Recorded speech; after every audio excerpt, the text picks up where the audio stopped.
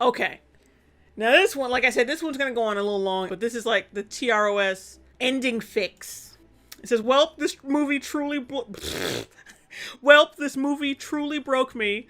I've gone and written a fanfic, y'all. Well, sorta. More like a lost alternate ending written in screenplay format since, you know, it's a movie, lol. Anyway, I woke up with this in my head and needed to get it out. No time to work out any finer details and minutai, whatever the fuck.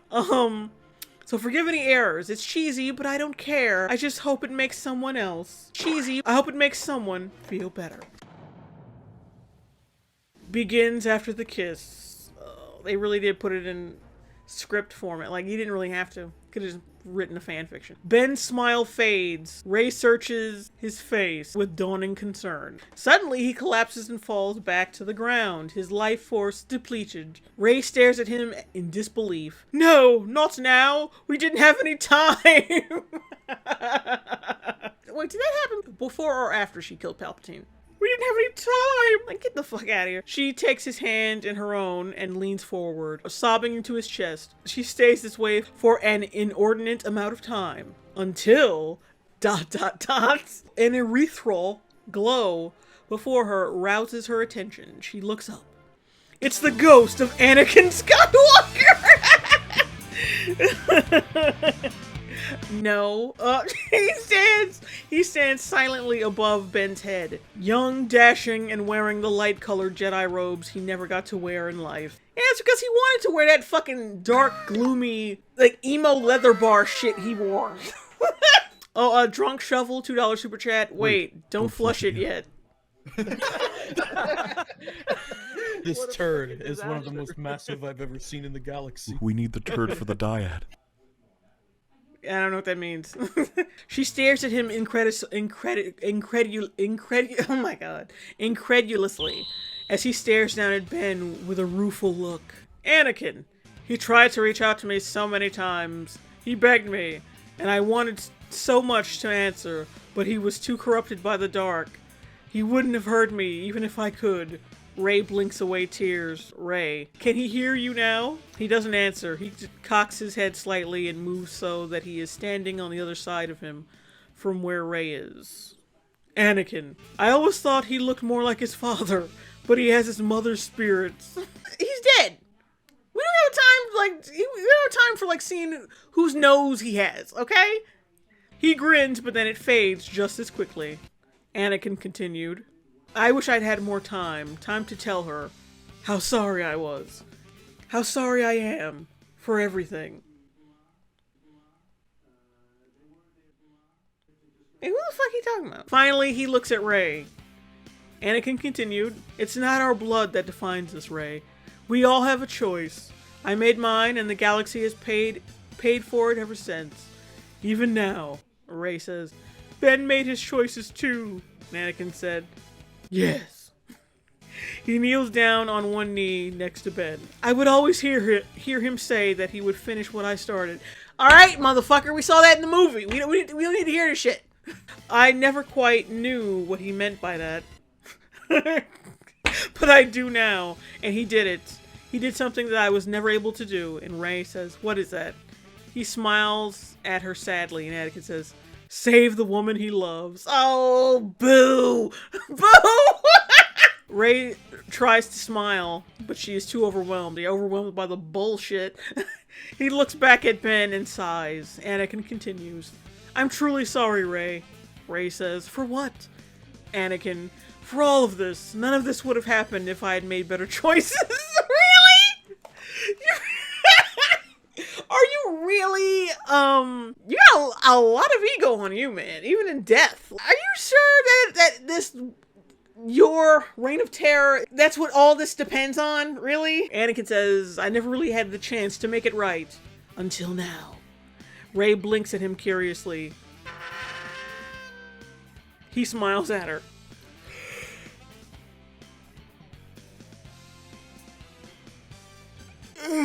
Okay, Anakin continues. "Death is easy, Ray. True atonement takes time. One noble act isn't enough to make up for all the hurt. To truly prove one's heart. I never got that opportunity. But now." He looks back at Ben with resolve. He takes a deep breath and you've been looking at this motherfucker for half an hour. Just do what you're gonna do. I already know what's gonna happen. Just do what the fuck you're gonna do. Anakin continues, I know what I have to do. Then just fucking do it! He leans forward and places his glowing hands over Ben's heart, over that swolo chest. We see Rey's face as she watches. Her eyes growing wider as the life force from Anakin's ghost seems to get brighter and brighter. And it just cuts off there to the next scene. That's some bullshit. That's some bullshit. So Force ghosts have the power to bring, I don't know. But like if they're making this up to suit their plot to bring Ben back, then that's kind of dumb because they could have been bringing motherfuckers back to life this whole time. Just adding more bullshit onto Rise of Skywalker. Okay, exterior, Kef, whatever the fuck that is, birthday, whatever. They're outside somewhere. The rebel forces are celebrating their victory. Finn and Jannah embrace. Poe and Zori make out. Maz gives Chewie his medal. I don't know why you kept that shit in. Finally, Finn and Poe hug tightly, the weight of the battle releasing. Poe, have you heard from Rey? Finn's jubilation fades. Finn says no. As if on cue, a starfighter cuts through the air and lands behind the Millennium Falcon. Poe and Finn rush over to greet it. Hi, Millennium Falcon. Rey climbs out of the cockpit and smiles broadly upon seeing her friends. They embrace in a three-way hug. Oh, three-way. Three-way! All three. You're alive! Oh, that's so corny. Really? They all say you're alive in unison. All three of them. Oh, that's kid shit. Just then, another figure climbs out of the starfighter. Wait! What?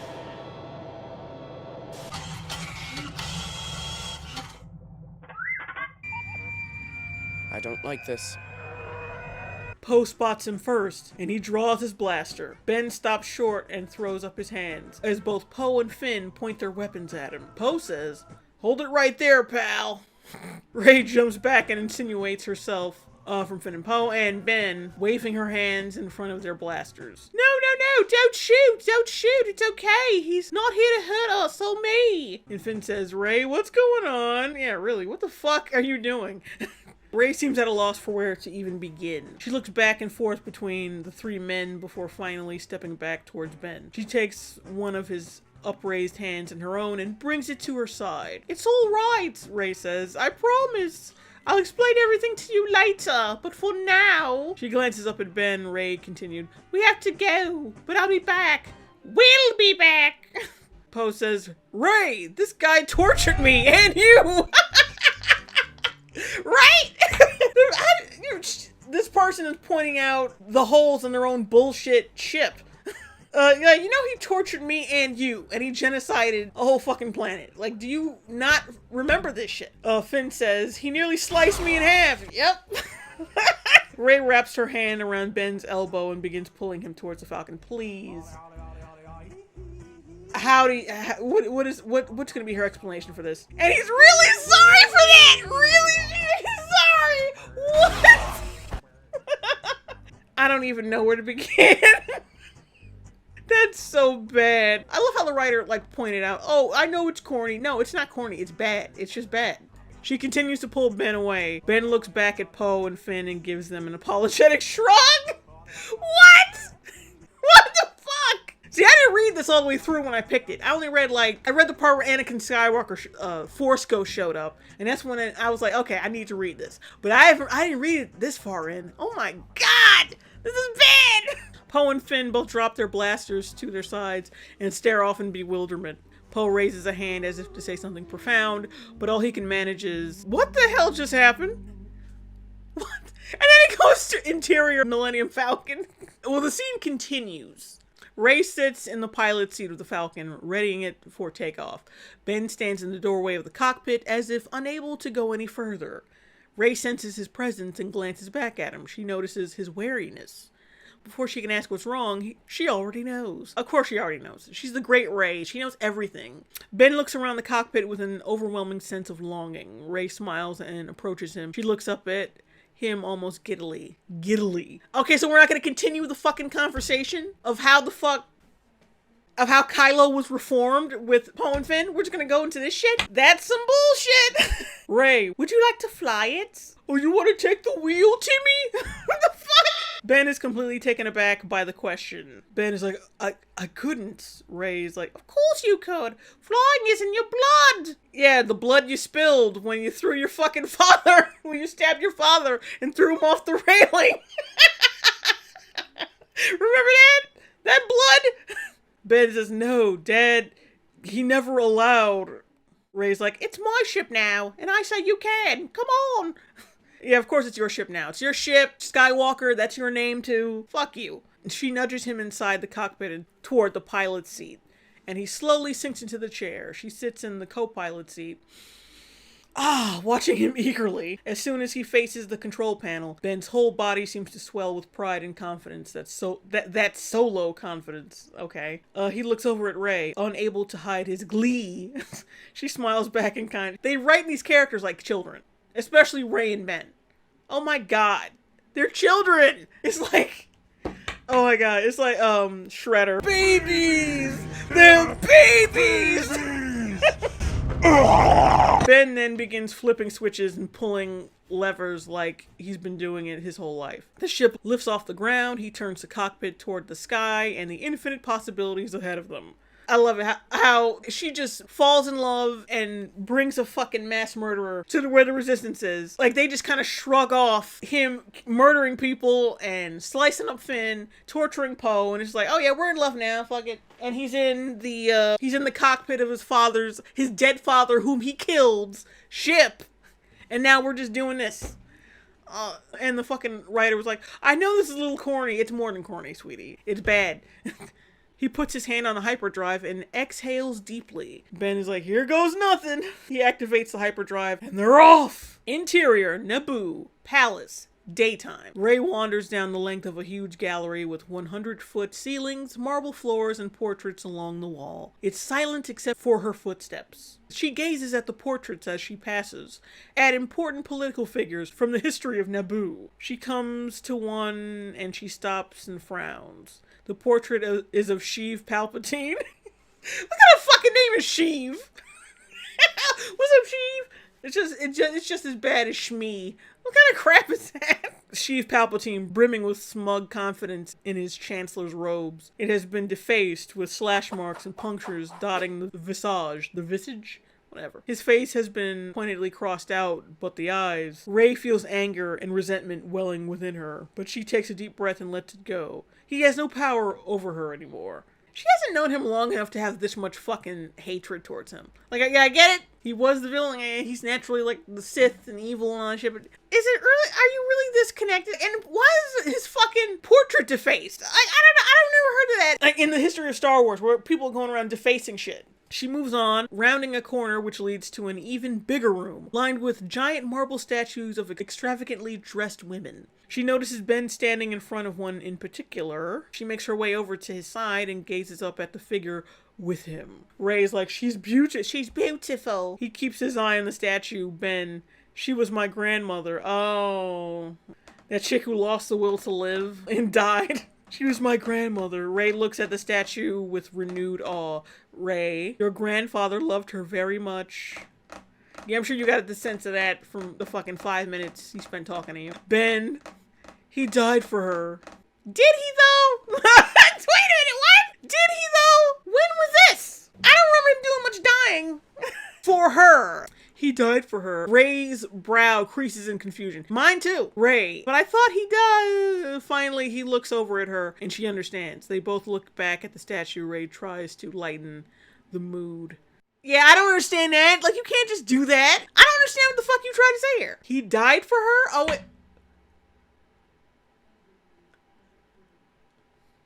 It's a metaphorical shit. It's like philosophical shit. Anakin Skywalker died for her to live. Like, get the fuck out of here. That's so corny. So bad. But I don't like the way they just cut it off like you were supposed to just know what that meant. Ray, 2 of your grandmothers were queens. Your mother was a princess. I suppose that makes you a prince.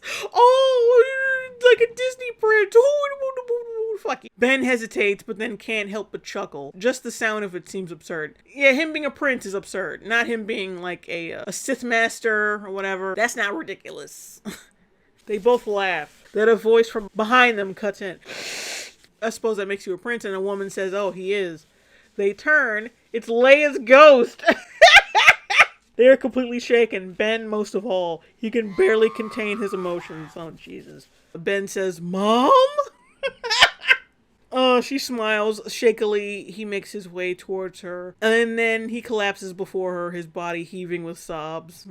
Rey instinctively makes a move to go to him, but then thinks better of it. Leia runs her hand through her son's hair. Yeah, the fact that a fucking Force ghost can touch people is fucking weird. Leia, I'm so proud of you, Ben. Why?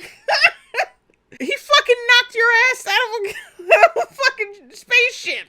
You almost died before you did that, Mary Poppins shit. I'm so proud of you for blowing my ass out into space. I'm so proud of you, son. Tears drip down Rey's cheeks. Mother and son stay in silence for a time. Then Leia continues. There's just one last thing I need you to do for me. And then it just cuts off. Of course it does. Exterior, Nabari house, daytime. Ben and Rey approach the front of the house of a large house. God damn it. Rey looks around as if trying to confirm its identity. Rey, this must be it. Ben nods. It is. I feel it. They approach the door and Rey knocks. After a moment, a child no more than 8 or 9 years old answers. Rey is surprised, but pleasantly. Just say pleasantly surprised. Rey says, hello. Child 1. Hello, who are you? Rey, I'm Rey. Rey, I'm Rey. Rey, I'm Rey. Rey, I'm Rey. Child 1 says, Rey who? Oh, God. Are they doing this again? She shrugs with a smile. Rey, just Rey. Oh. They're keeping that. And this is my friend Ben. Are your parents home? Child 1 says, do you have an appointment? Their faces fall. Rey says, oh, I didn't. Rey, no, we did. Oh, God, they're doing that fucking shtick. Child 1, I'm just fooling you. Wait here. The child scampers away and Ben and Rey exhale in relief, then chuckle in spite of themselves. Of course they do.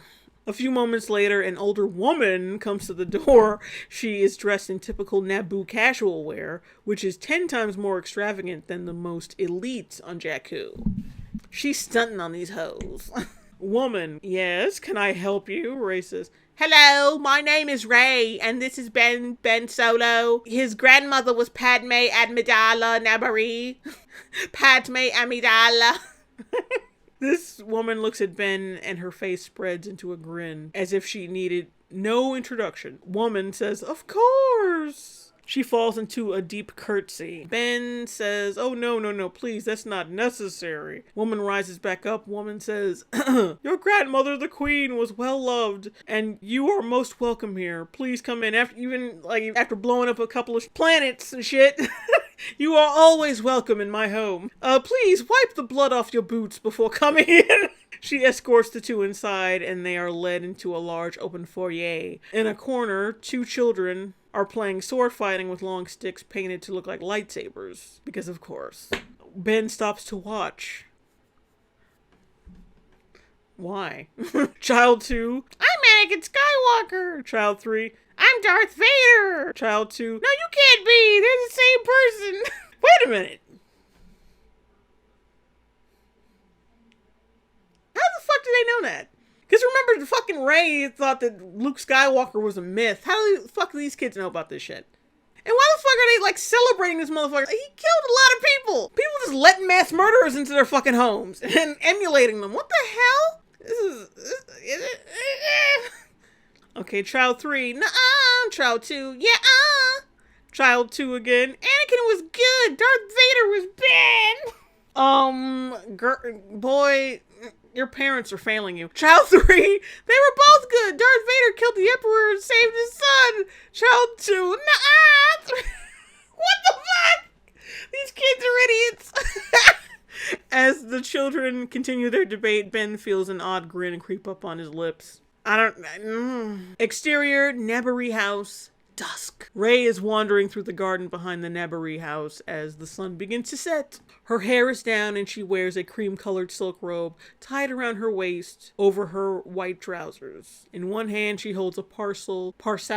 She runs her fingertips gently over the leaves of bushes and trees planted with care along the property. She breathes in the sense of life all around her. She comes upon an undisturbed patch of soil among the flower beds on the ground. She kneels before it and opens the parcel, revealing the lightsabers of Anakin and Leia. From behind her, Ben emerges from the patio. He wears a brown leather doublet. A doublet? Brown leather doublet over a loose cream-colored shirt. Oh, now he's wearing cream-colored shit now? I guess that's why I thought he was a Goodman.